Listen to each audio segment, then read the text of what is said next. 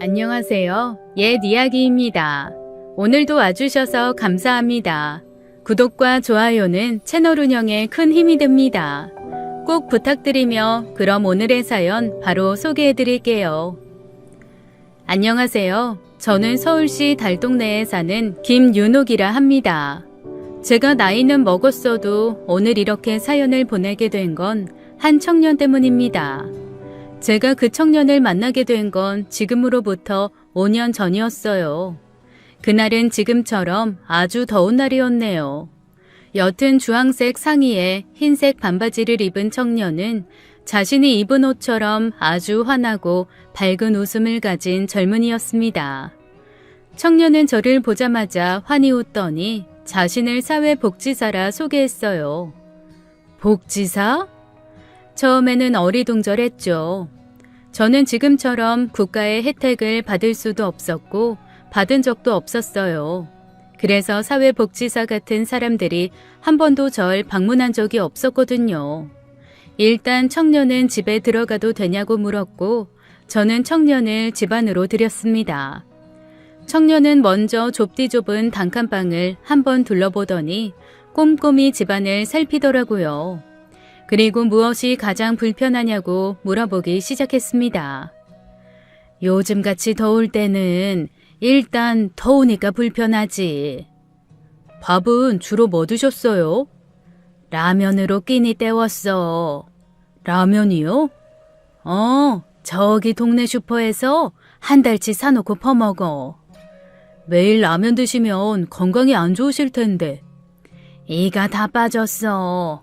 근데 안 좋아도 어쩔 수 없지 뭐. 그래도 우리 옆집에서 나한테 쌀도 갖다 주고 해서 살만은 해. 그간 그럼 왜 기초생활 수급자로 혜택도 못 받으신 거예요? 우리 아들이 부양 의무자인데 재산이 많다고 하더라고. 그래서 안 된다고. 아, 그럼 아드님과는 연락이 잘 닿지 않고 있는 상황이세요? 아니야. 어제도 전화했어. 그런데 아무래도 사는 게 바쁘니 자주 하지 못하지.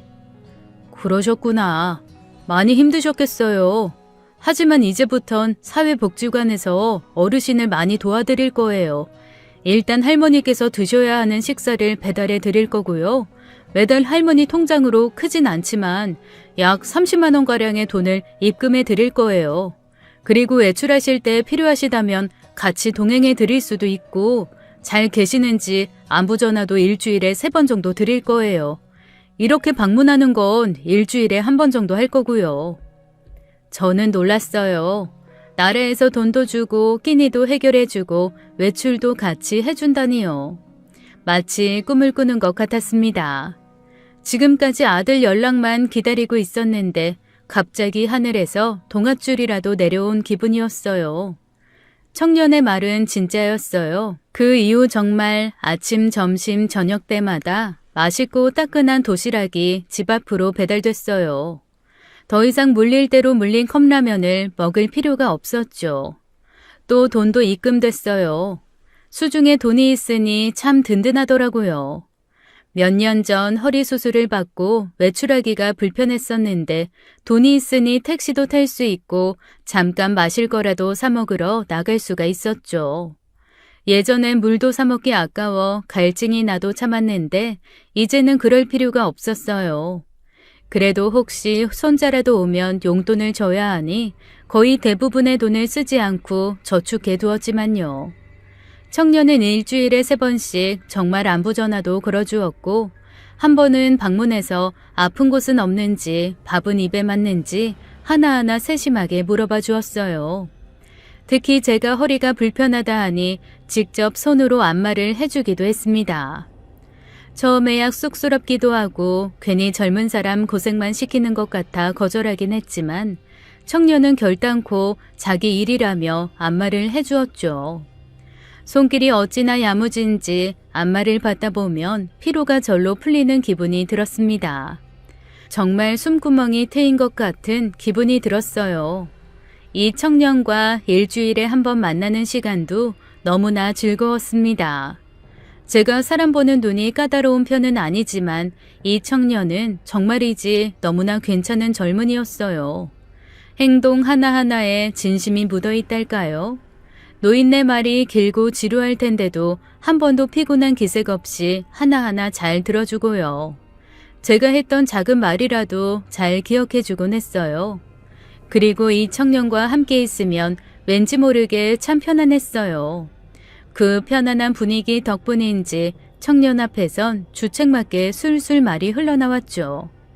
오늘은 이런 일이 있었다, 저런 일이 있었다 얘기하기도 하고 젊었을 적 이야기를 갑자기 꺼내기도 하고요. 그래서 낮에 왔던 청년은 그날 저녁 밤이 되어서야 돌아가곤 했습니다. 그러던 어느 날이었어요. 제가 화장실에 가려다 허리를 삐끗한 거예요. 사실 전날 무리를 하기는 했어요. 아들을 한번 보고 싶어서 아들 집 앞까지 갔었거든요. 그런데 며느리도 아들도 모두 회사에 갔는지 초인종을 아무리 눌러도 아무도 나오지 않았고 다들 전화도 안 받더라고요. 손자 얼굴이라도 보고 싶었는데 말이죠. 그래서 어쩔 수 없이 아쉬운 마음으로 혼자 집에 돌아와야 했어요. 그런데 정말 너무 많이 걸어 무리한 건지 화장실에 가면서 발을 딛는데 그만 쿵 하고 엎어진 거예요. 순간 눈앞에 별이 보이면서 허리가 아파왔어요. 그리고 통증이 점점 심해지더니 도저히 못 일어나겠더라고요. 화장실 문고리를 잡고 발을 굴러봐도 소용이 없었어요. 날은 어두워졌고 급기야 무서워졌습니다. 여기서 병원도 못 가고 죽으면 어쩌지 하는 생각이 덮쳐왔죠. 그런데 그때였어요. 전화벨이 울렸습니다. 제 핸드폰 벨소리였어요. 분명 사회복지사 청년이었어요. 그날은 3번 전화 오는 요일 중 하나인 수요일이었거든요. 저는 간절한 눈으로 핸드폰이 있는 쪽을 쳐다보았어요. 손을 뻗어보았지만 핸드폰이 손에 닿을 듯 말 듯 했어요. 조금만 더, 조금만 더. 저는 그렇게 속삭이며 손가락을 더 뻗었습니다. 하지만 그때 전화벨은 툭 끊겨버렸어요.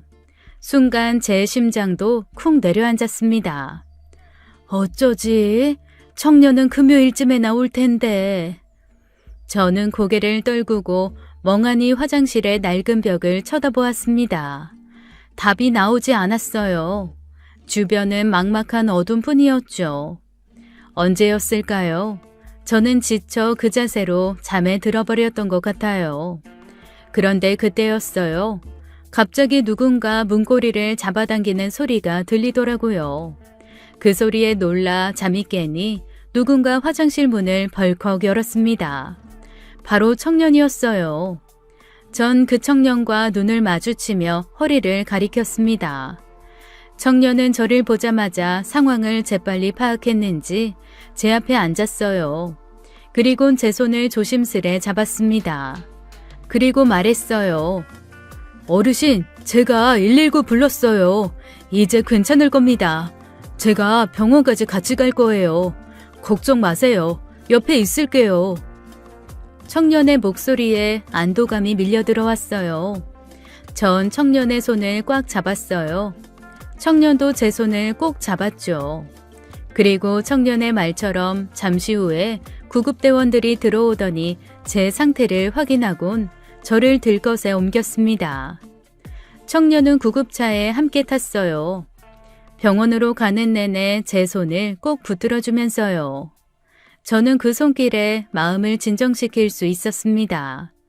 다행히 병원에 도착하고 나서 저는 바로 조치를 취했고 큰 수술 없이 한 주 후에 퇴원할 수 있었어요. 제가 병원에 입원했다는 소식을 전해 들은 아들은 제가 퇴원할 때쯤에야 나타났습니다. 그래도 저는 바쁜데도 손자까지 데리고 와준 아들이 고마웠어요. 그런데 아들이 다짜고짜 화를 내는 겁니다. 병실 사람들이 다 들리도록 크게요. 그러게, 어머니 제가 어디 나가지 말라고 했잖아요. 왜 이런 일을 만드세요? 아들이 평소에 자주 하는 말이었죠. 제게 어딜 나가지 말라고요. 나가면 위험하고 다칠 일 투성이니 그냥 집에만 있으라고요. 아마 병원비가 많이 나온 것 같았어요. 그래서 제게 화가 많이 난 것 같았죠.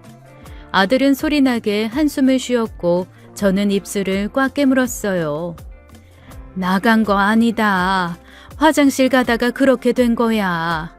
미안하다. 저는 죄인이 되어 고개를 푹 숙였습니다. 며느리 시선도 곱지 않은 것 같았어요. 손자보기도 민망했고요. 돈만 먹는 노인이 된 것 같았어요. 저는 조그맣게 중얼거렸습니다. 내가 안 죽고 살아있어서 이런 민폐를 끼치는구나. 미안하다. 그런 말 하시면 뭐 하세요? 저번에도 이렇게 다치셨잖아요. 그러니까 제발 좀 조심 좀 하세요. 저도 먹고 살기 바쁘다고요. 직원들 월급 주랴, 제 가정 책임지랴. 저도 가장이에요. 그래 알지. 그럼 너 힘든 거 미안하다. 정말 미안하다. 그때 며느리가 그만하라는 듯 아들의 손을 툭 쳤고 아들은 화가 좀 풀렸는지 제 눈과 시선을 맞추며 앉았어요. 그리곤 제 손을 꼭 붙들었어요. 엄마, 제가 예민했나 봐요. 죄송해요. 저도 사정 나아지면 어머니 저희 아파트 바로 옆동으로 꼭 이사시켜 드릴게요. 기다려주세요. 응, 그래. 고맙다. 고마워. 근데 나는 너희들만 잘 살면 된다. 내 걱정은 마. 그렇게 아들 부부가 떠나고 손자까지 떠나자 마음의 공허함과 외로움이 찾아왔습니다. 그 감정은 말로 표현할 수 없는 것들이었어요. 마지막으로 복도를 나가며 아들이 조용히 한 말이 목구멍에 가시처럼 턱 걸렸거든요. 노인네 비위 맞추기 힘드네. 저는 밀려오는 서러움에 창밖을 바라보며 조용히 눈물을 흘렸습니다. 사랑하는 아들이었지만 너무나 섭섭했고 지금의 제 모습도 너무 초라하게 느껴졌어요. 병원비 한 푼 못 내는 신세가 되어버렸다니요. 그때 유리창으로 청년이 다가오는 모습이 보여서 전 서둘러 눈물을 닦았어요. 그리고 못한 감사 인사를 전했습니다. 고마워. 덕분에 무사히 수술도 했고 몸도 멀쩡해. 나 같은 늙은이 때문에. 그런데 그때 청년이 이미 아들과 저의 대화를 들었는지 손으로 제 눈물 자국을 닦아주었습니다. 그러면서 저를 꼭 껴안아 주었어요. 그 후 저는 퇴원하고서 저를 아들 대신 보살펴준 청년에게 고마워서 조그마한 답례라도 해주고 싶었습니다. 그래서 뭘 줘야 좋아할까 고민한 끝에 맛있는 밥 한 끼를 선물하기로 했어요. 딱히 요리 솜씨가 뛰어나진 않았지만 그래도 젊었을 적 아들 키우고 남편 밥 먹여 회사로 보냈으니 그래도 기본 이상은 했거든요. 저는 오징어 무침, 된장찌개, 김치전, 오이소박이, 가지볶음을 해서 앞에 내놨어요. 제가 밥상을 내놓자 청년이 너무나 놀라더라고요. 이게 다 뭐예요, 어르신? 내가 늘 얻어먹기만 했잖아. 미안해. 반찬이 시원찮아 보이긴 해도 한번 들어봐. 아... 청년의 눈시울이 이상하게도 조금 붉어졌습니다. 청년의 갑작스런 눈물에 제가 다 당황스러워졌어요. 별거 아닌데 왜 이런 걸로 울고 그래? 아니요, 그게 아니라... 청년은 말을 잇지 못했습니다. 그러더니 아무것도 아니라며 숟가락을 들더니 정신없이 밥을 먹기 시작했어요. 배가 많이 고팠는지 청년은 한 그릇을 뚝딱 하더라고요.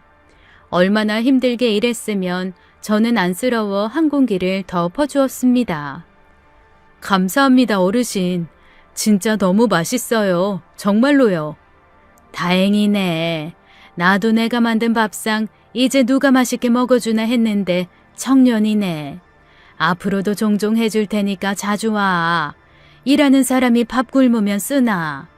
청년은 그 후로도 가끔 제 집에 들려 밥을 얻어먹고 갔어요.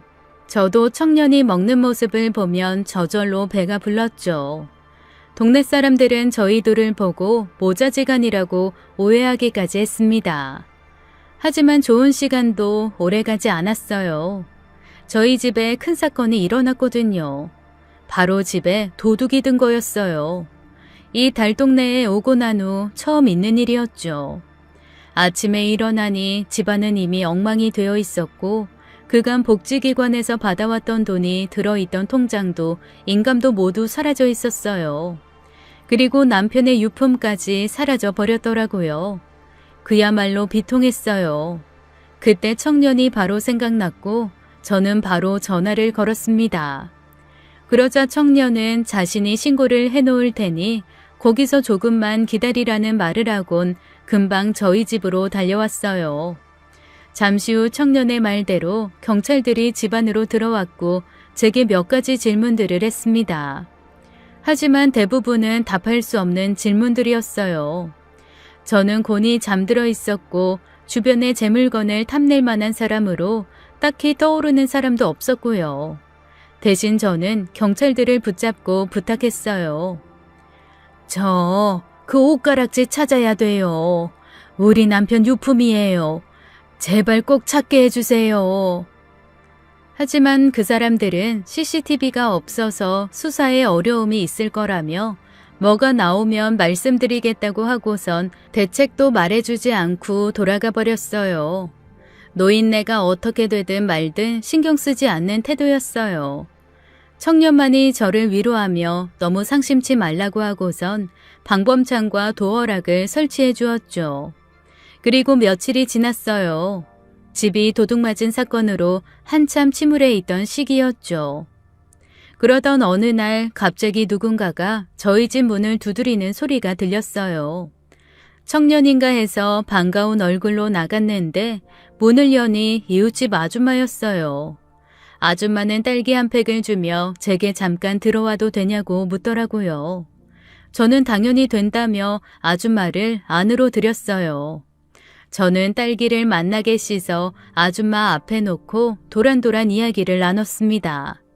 그런데 갑자기 아줌마가 청년 얘기를 꺼내는 거였어요. 있잖아. 할머니 집에 오는 사회복지사. 내가 엊그제 시내를 갔다가 그 사람을 만났어요. 근데 글쎄 도시락집에서 일을 하고 있더라고. 도시락집? 예, 그 사람 사회복지사라 한 거 확실해요? 보아하니 딱 봐도 도시락 가게에서 일하고 있는 것 같던데. 그 사람이 왜 도시락 가게에서 일을 해? 그러니까 내 말이요. 이상하더라니까. 그럴 리가 없는데. 그런데 그때 얼마 전 제게 일어났던 사건 하나가 스쳐 지나갔어요. 집이 털린 사건이요. 저는 불길한 생각을 지울 수가 없었어요. 생각해보니 집이 털리기 전 저는 청년에게 저희 집 열쇠를 줬거든요. 혹시나 허리가 다친 그런 사고가 일어나면 열쇠공을 부르지 말고 바로 들어오라고요. 제가 이 얘기를 털어놓자 이웃집 아줌마는 한숨을 푹 쉬었습니다. 아유, 그러지 말지. 요즘 세상에 사람 함부로 믿으면 안 돼요, 할머니.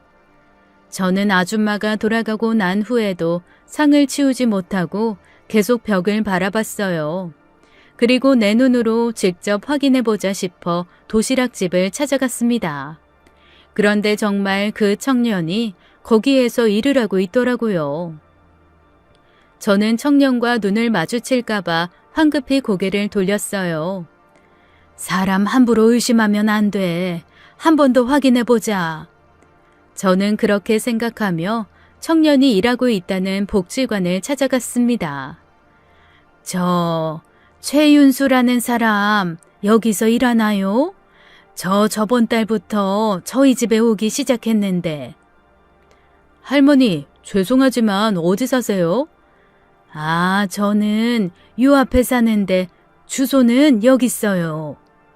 일단 조회해본 바론 그분은 여기서 근무하지 않는데요. 그 사람이 여기 소속이라고 했나요? 아니에요. 고마워요. 저는 서둘러 복지관을 빠져나왔습니다. 그때 전화벨이 울렸어요. 그 청년이었습니다. 내게 사회복지사라 거짓말을 치고 내 집 물건을 훔쳐간 청년. 얼마나 나를 만만히 봤으면. 순간 속에서 우라통이 치밀어 올라왔어요. 대놓고 쌍욕을 해주고 싶었어요. 그렇게 살지 말라고, 네 엄마가 널 그렇게 키웠냐고, 어디서 어른 가지고 노냐고 혼을 내고 싶었습니다. 그런데 전화를 받기가 무섭더라고요. 제 앞에선 살살 웃으며 자상한 모습을 보였던 사람이 그런 흉측한 짓을 한 사람이라니. 그런 사람이라면 제게 또 무슨 짓을 할지 모른다는 생각이 들었어요. 저번엔 도둑질이었지만 내가 네 정체를 안다고 하면 저를 해코지할 수 있겠다는 생각이 들었습니다. 나 같은 노인 한 명 없애는 건 식은 죽 먹기 아닐까라는 생각이요. 어차피 이 동네엔 CCTV도 없어서 이 사람을 신고할 수도 없었습니다. 그래서 저는 고민 끝에 그날 이후 이 청년의 연락도 차단하고 이 사람이 집으로 찾아오는 날엔 이웃집에 들어가 숨어 있기로 했어요. 이웃집 아줌마도 다행히 허락해줬고요. 하지만 청년은 저에 대한 집착도 상당했어요. 이웃집 아줌마뿐 아니라 동네 사람들에게 저 어디로 갔냐고 묻고 다니더라고요. 거의 하루도 빼먹지 않고 이 달동네를 찾아왔고요. 아마 제 아들에게 재산이 꽤 있으니 저에게도 돈이 더 있을 거라고 생각했던 모양이었습니다. 그래서 저는 결국 정말 집을 비우고 사라진 사람으로 보이기 위해 온 집안을 청소하고 가구를 드러내고 이웃집으로 완전히 도망쳐야 했어요. 정말 괘씸했습니다. 모두가 입을 모아 아들이라고 칭할 만큼 제게 살갑게 대해놓고 그런 가면을 쓰고 있었다니 이루 말할 수 없는 배신감마저 들었어요. 숨어 있어야만 하는 제 신세도 비참했고 신세를 지는 이웃집 아줌마에게도 미안했죠. 그때 제 아들놈이 오랜만에 제게 전화를 해왔습니다. 저는 아들에게 제게 생긴 일을 말했어요.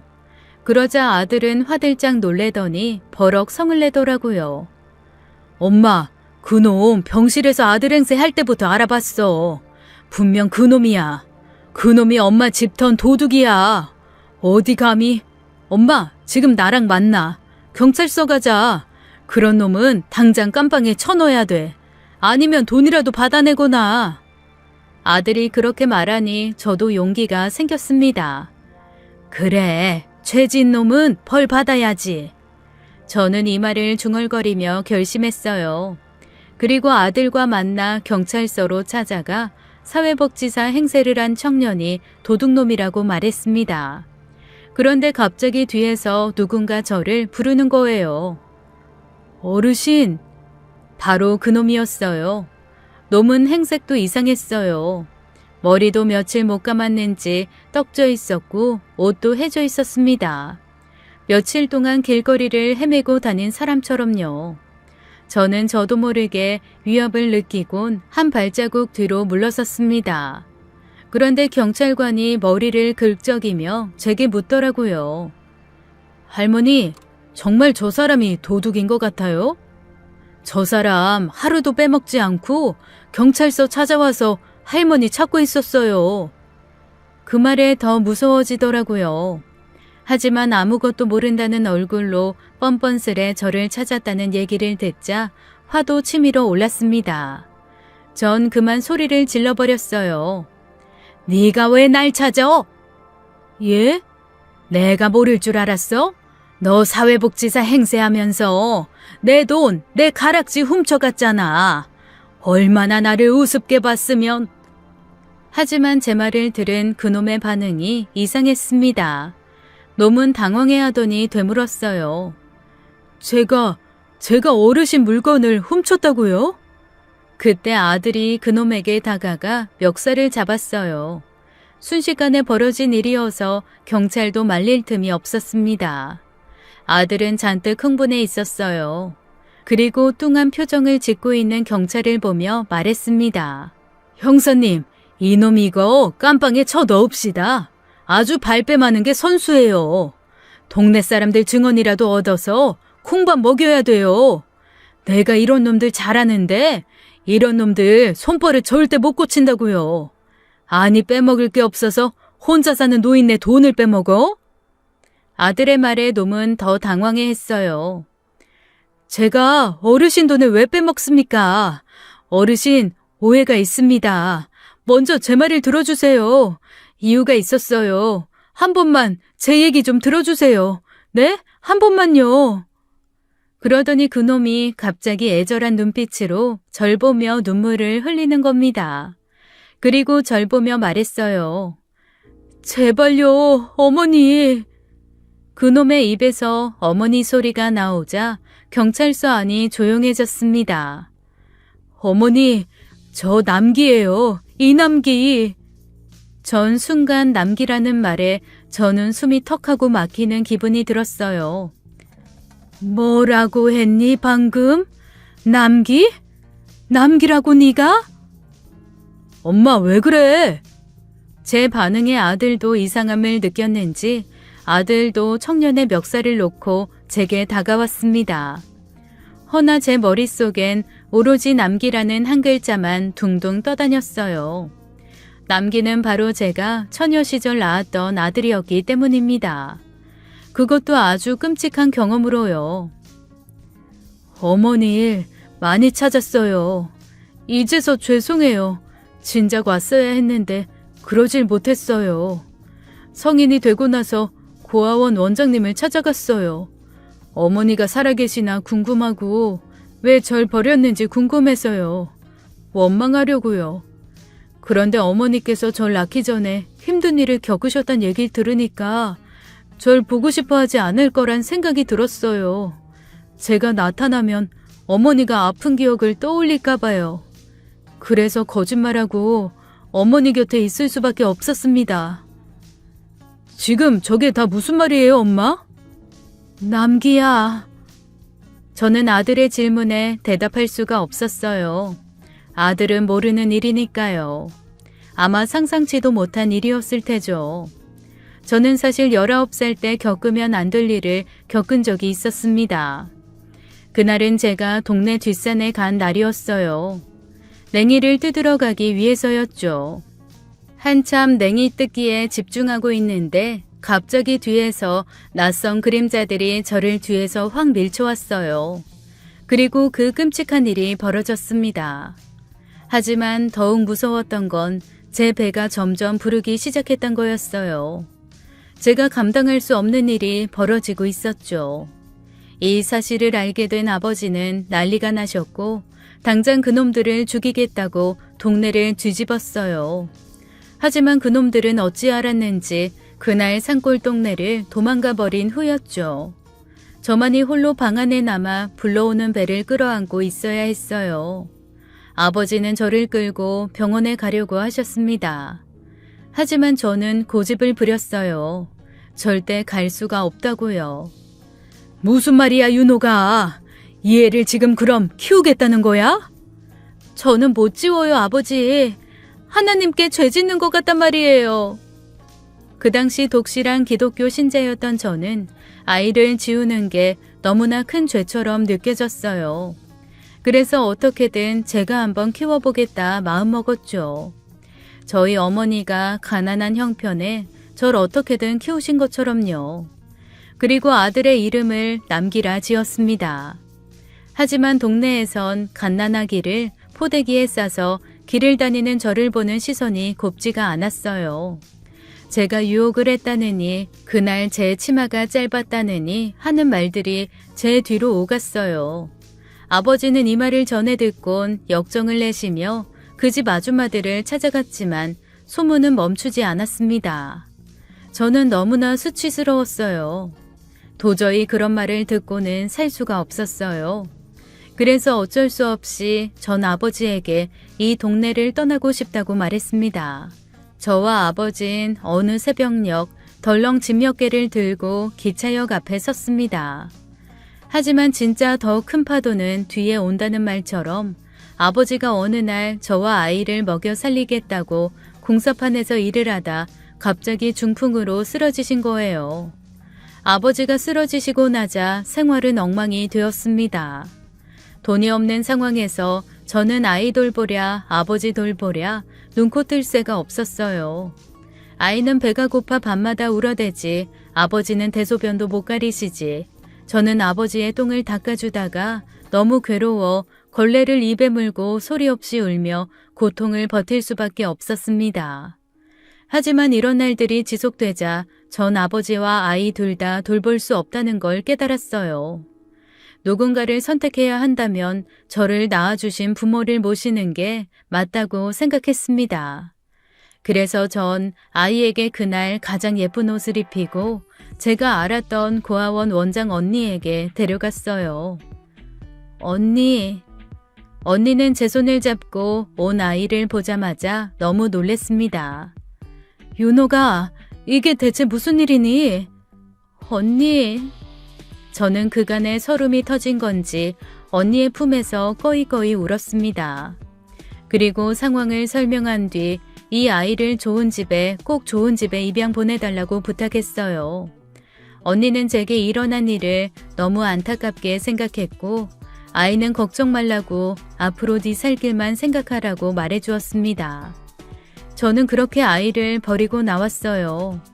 그리고 그 끔찍했던 기억을 지우듯 아이도 제 머릿속에서 깨끗하게 지워갔어요. 마치 없었던 일처럼요. 물론 가끔 아이 소식이 궁금하긴 했지만 일부러 저는 언니에게 연락하지 않았어요. 그리고 이렇게 우리 남기를 만나게 될 줄은 상상도 못했죠. 저는 남기의 얼굴을 어루만져 보았어요. 그제야 이해가 되었습니다. 왜 이 청년이 그리 편안했는지, 그리 낯익었는지, 내게 왜 그리 잘해주었는지요. 남기야, 미안하다, 미안해. 저는 더 말을 잇지 못하고 남기를 끌어안고 울고 또 울었습니다. 남기 역시 그랬고요. 남기는 커다란 손으로 제 등을 두드려주며 어머니가 무사하셔서 다행이라고 보고 싶었다고 말했습니다. 그 후 저는 진짜 남기에 대해 알게 되었어요. 남기는 젊은 나이에 도시락 가게를 차려 성공한 사장이었고 지금은 두 아이를 키우는 어엿한 가장이었어요. 또 좋은 양부모에게 입양되어 사랑도 듬뿍 받았고 지금 두 분 다 건강히 계시다고 하더라고요. 저는 남기와 결혼한 여자를 만나고 처음으로 제 손주들도 만나보았어요. 며느리는 우리 남기처럼 다정하고 따뜻한 아이처럼 보였고 손주들도 쑥쑥 잘 크고 있었더라고요. 남기가 저 없는 시간 동안 그래도 번듯이 잘 살고 행복하기도 했던 것 같아 너무나 다행이었습니다. 정말 하나님께 속죄받는 기분이라도 들었어요. 제 아들은 분명 꿍꿍이가 있다며 남기의 존재를 경계했지만요. 그런데 며칠 후 제 가락지와 얼마 안 되는 통장을 훔쳐간 도둑이 잡혔습니다. 경찰관 분이 제 집을 직접 방문하셔서 말씀해 주시더라고요. CCTV가 없을 줄 알았는데 동네 노인분이 자꾸 자기 집 앞에 누가 오줌 싼다고 신고를 하시는 통에 동료 경찰관 한 명이 사비로 CCTV를 놔드렸대요. 그런데 그 CCTV에 할머니 집으로 들어가는 사람이 잡혔어요. 이분 알아보시겠어요? 아드님 맞으시죠? 바로 범인은 아들이었어요. 알고 보니 아들은 최근 갑자기 사업이 기울면서 빚이 불어나고 생계도 곤란해지던 찰나였고 제가 요즘 복지관에서 몇 푼 안 되지만 돈을 받고 있다고 말하자 조금이라도 돈을 얻기 위해 제 집을 턴 거였습니다. 그냥 돈을 달라고 했으면 주었을 텐데 정말 기가 막히더라고요. 왜 어미에게 그렇게까지 해야 했을까 싶고 너무 미웠어요. 하지만 억장이 무너져도 내 몸으로 낳은 아들인데 어찌 미워만 할 수 있겠어요. 며느리까지 와서 제게 무릎을 꿇고 비니 나이 먹은 철없는 아들이다 생각하고 용서하기로 했죠. 그런데 이 소식을 들은 남기가 제 아들을 찾아가 어느 정도의 돈을 주었다고 하더라고요. 어머니껜 돈을 요구하지 않는 명목으로요. 나중에 그 소식을 듣고 제가 왜 그렇게까지 했냐 채근하니 이 속없는 놈은 웃으며 이렇게 말했습니다. 아버지는 다르지만 제 동생이잖아요. 제가 안 드리면 분명 어머니께 올 거예요. 어머니 이제 제가 있으니까 아무 걱정 마시고 그냥 편안히만 사세요. 남기야, 널 볼 면목이 없어. 너는 내가 밉지도 않니? 밉긴요, 어머니. 다 이해해요. 미워한 시간도 있었지만 어머니께서 그 일을 겪으시고도 절 낳으셨단 말을 듣고 절 찾지 않으신 거 이미 다 이해했어요. 그리고 지금은 정말 감사한 마음뿐이에요. 어머니께서 그때 절 낳으시지 않으셨으면 전 이렇게 세상에 존재할 수 없었을 거잖아요. 토끼 같은 제 자식들도 못 봤을 거고요. 남기는 그렇게 감사하다는 말을 하며 저를 꽉 끌어안아 주었어요. 그리고 지금 저는 단칸방에서 벗어나 제 첫째 아들 남기네 집에서 생활하고 있습니다. 처음엔 며느리가 얼마나 싫어하겠냐며 민폐 끼치기 싫다고 거절했지만 며느리와 첫째 아들 부부는 하루가 멀다 하고 찾아와 저를 설득했어요. 며느리도 어머니를 만나서 이 사람이 얼마나 행복해하는지 모른다고 손주도 보시고 함께 살자고 말하더라고요. 결국 저는 그렇게 못 이기는 척 그 집에 들어가 살게 되었습니다. 남기 부부 내외 덕분에 고생 많았던 제 인생은 이제 좀 살만합니다.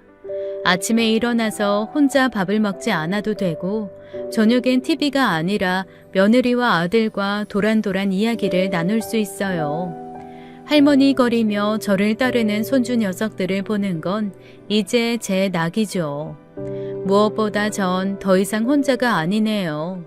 요즘은 정말이지 제 인생에 올 줄 몰랐던 기적 같은 나날들을 보내고 있답니다. 첫째 아들 자랑할 겸 오늘 사연 한번 보내봤는데 얘기가 너무 길었던 건 아니죠?